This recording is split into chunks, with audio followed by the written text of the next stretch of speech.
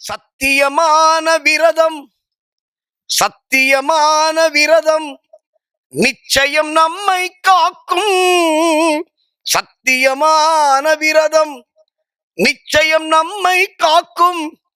நம் சந்ததி வரையில் கூட வரும். சத்திய தரிசனம் காட்டிவிடும். இதுதாங்க விரதம்.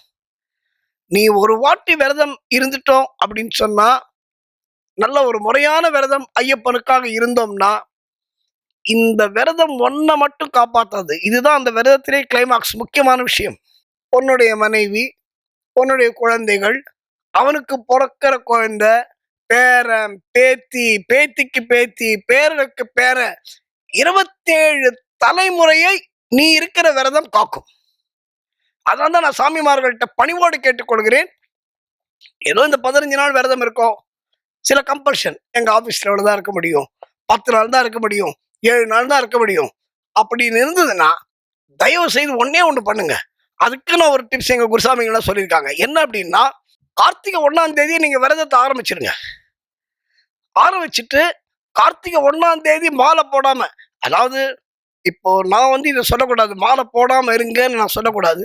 ஆனா சில கம்பல்ஷன், 41 நாள் கண்டிப்பா விரதம் இருந்துதான் தீரணும் அப்படின்னு ஒரு உறுதி எடுத்து ஆரம்பிச்சுட்டு நீங்க ஷேவ் பண்ணிக்கோங்க, ஷூ போட்டுக்கோங்க, பெட்ல படுங்க. சில பேர் என்கிட்ட சந்தேகம் கேட்கறவங்கலாம் மெடிக்கல் ரெப்ரசன்டேட்டிவ்ஸ் நிறைய பேர் கேட்பாங்க.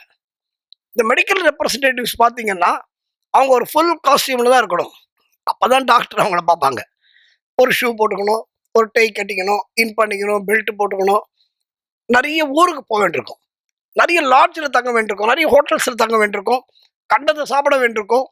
அப்போ இந்த விரதத்தை ஆரம்பிச்சுட்டா, என்ன விரதத்துக்கு நம்ம மாலை போடுறோம் அப்படின்னு சொன்னா, மாலை போட்டா ஒரு பயம் இருக்கும் இல்லையா? இந்த மாலை போட்டா, அந்த மாலை கழுத்துல இருந்தா அது நமக்கு ஒரு பயபக்தியை ஏற்படுத்தி கொண்டே இருக்கும். டேய் நான் இருக்கேன் அப்படின்னு நம்மளை வார்ன் பண்ணிட்டு இருக்கோம். அப்போ தைரியமாக இந்த மனக்கட்டுப்பாடு உள்ளவர்கள் கார்த்திகை 1ஆம் தேதி விரதம் ஆரம்பிங்க. உங்க ஆபீஸ் பிரச்சனை எல்லாம் பார்த்துக்கோங்க. சபரிமலைக்கு போறதுக்கு ஒரு வாரத்துக்கு முன்னாடி மாலையை போடுங்க. மாலையை போட்டு உங்க விரதத்தை கண்டினியூ பண்ணி சபரிமலைக்கு போயிட்டு வந்ததுக்கு அப்புறம் உங்க விரதத்தை கலைச்சிக்கலாம். இதுதான் விரதம் இருக்கும் முறை. அப்படிப்பட்ட விரத முறை உங்கள் சந்ததியை சத்தியமாக காக்கும்.